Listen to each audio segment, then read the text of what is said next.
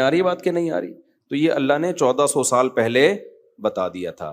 اذا ذکر اللہ وحدہ اشمئزت قلوب الذین لا یؤمنون بالآخرہ، جن کا آخرت پر کامل ایمان نہیں ہے نا، جب ان کے سامنے صرف اللہ کہا جاتا ہے تو ان کو بہت زور سے جھٹکا لگتا ہے.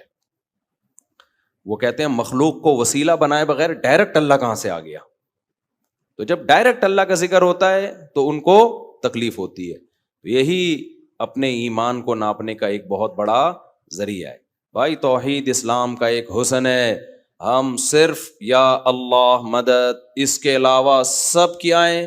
یا ایھا الناس انتم الفقراء الی اللہ، اے لوگو تم سب کے سب اللہ کے محتاج ہو. واللہ هو الغنی الحمید، صرف ایک اکیلا اللہ ہے جس کو کسی کی ضرورت نہیں، سب محتاج ہیں. تو محتاجوں سے تھوڑی مانگا جاتا ہے بھائی، مانگا اس سے جاتا ہے جو کسی کا محتاج نہیں ہے. اور یہ جو کہتے ہیں نا فلاں کے بیچ میں لا کے اللہ تک پہنچو، ڈائریکٹ نہیں پہنچ سکتے، یہ بھی ہے فضول باتیں ہیں. آپ جب کسی کو بیچ میں لا کے اللہ تک پہنچو گے تو وہ بیچ والا اللہ تک کیسے پہنچ گیا ڈائریکٹ؟ جب وہ پہنچ سکتا ہے تو آپ بھی پہنچ سکتے ہو. تو نحن اقرب الیہ، وہ بھی تو مخلوق ہے نا اللہ کی. تو نحن اقرب الیہ من حبل الورید، اللہ کہتے ہیں ہم تمہاری شہرک سے بھی زیادہ قریب ہیں. اب لوگ ایک آیت پیش کرتے ہیں، یا ایھا الذین آمنوا اتقوا اللہ وابتغوا الیہ الوسیلہ. اس امت کا جو سب سے بڑا فتنہ ہے نا، قرآن کی فہم وہ جو اسلاف سے منقول نہیں ہے، اخپل طریقے سے آیتوں کی تفسیر. ہر آدمی آیت ایسی تفسیر کر رہا ہوتا ہے اور پھر کہتا ہے میں کسی کو نہیں مانتا، میں جو کہوں گا، میں اندھا مقلد تھوڑی ہوں. ارے تو کیا پہلا آدمی ہے جو قرآن سمجھ رہا ہے؟ تجھ سے پہلے لوگوں نے قرآن نہیں سمجھا کیا؟ تو یہ جو آیت ہے نا، یا ایھا الذین آمنوا اتقوا اللہ وابتغوا الیہ الوسیلہ، اے ایمان والو اللہ سے ڈرو اور اللہ تک پہنچنے کا وسیلہ تلاش کرو. تو یہ لوگ کہتے ہیں دیکھو اللہ تو خود کہہ رہے ڈائریکٹ نہیں پہنچ سکتے، بیچ میں وسیلہ لانا پڑے گا. تو یہاں وسیلے کا جو مفسرین مطلب بیان کرتے ہیں صدیوں سے، وہ کیا ہے؟ وسیلے کا مطلب اللہ کا قرب حاصل کرنے کے لیے کچھ کرنا پڑے گا، تمہیں اعمال کو ذریعہ بنانا پڑے گا. جیسے آپ کسی سے محبت کا دعویٰ کرتے ہیں، وہ کہتا ہے بھائی اس کا تمہارے پاس کیا دلیل ہے کہ تم واقعی مجھ سے محبت کرتے ہو؟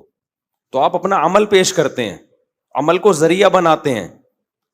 تو یہاں قرآن کہہ رہا ہے اللہ تک پہنچنے کا وسیلہ یعنی عمل.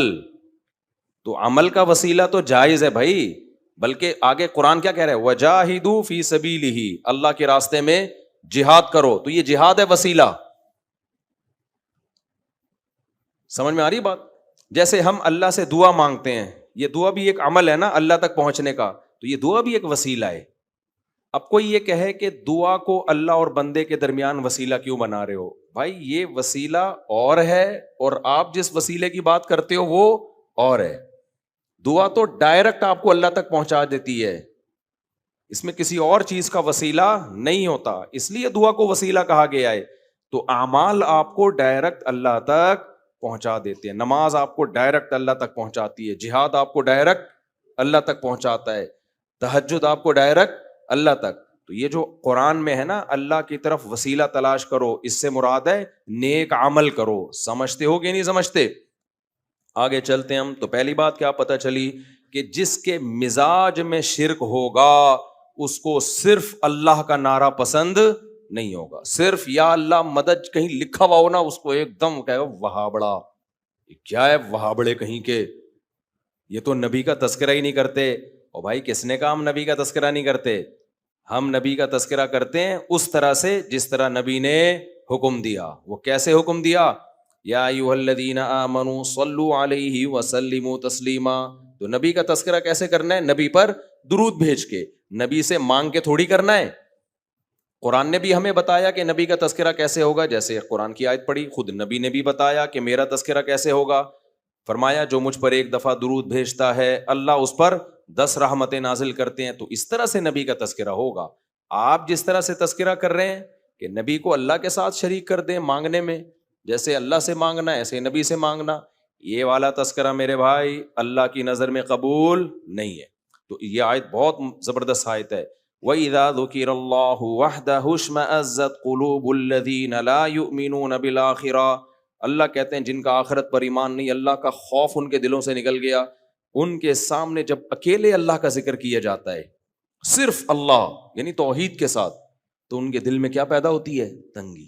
ایک جگہ قرآن میں آتا ہے یکادون یسطون بالذین یتلون علیہم آیاتنا، ان کا دل کرتا ہے کہ جو آیتیں پڑھ رہا ہے اس پہ حملہ کر کے مار دیں اس کو۔